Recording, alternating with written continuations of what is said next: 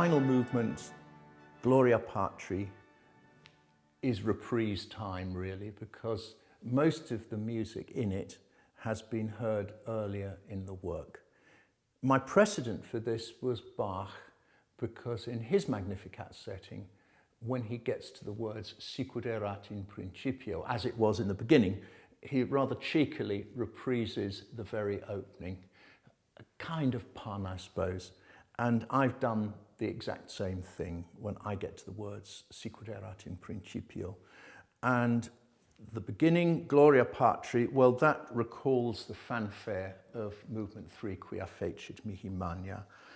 And so we're tracking for the first 37 bars over territory where we have already been. So there's a sense of familiarity and return. And then comes a surprise, perhaps, because it's at this moment that the soprano soloist stands and sings her final prayer to the Virgin Mary, Sancta Maria, succure miseris, iuva pusillanimes, help those whose spirit fails, refove flebiles, comfort those whom grief assails. It's really just a final reminder that this is the Canticle of the Virgin Mary, and people have asked, is this a real Gregorian chant? And the answer is no. It's just in the style of, perhaps, but it is my own.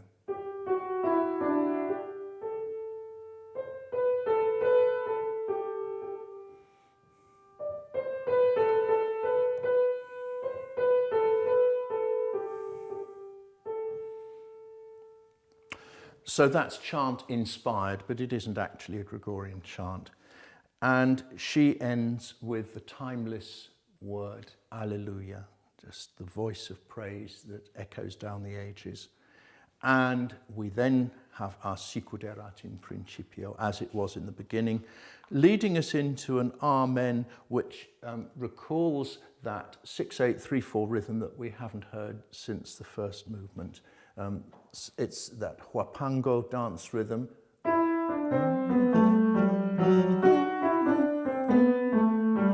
So that's something slightly new, and we're now into an Amen, which brings the work to a joyous conclusion. The percussion are all out in force by this point, and it ends unambiguously with a great shout of joy, really. Amen.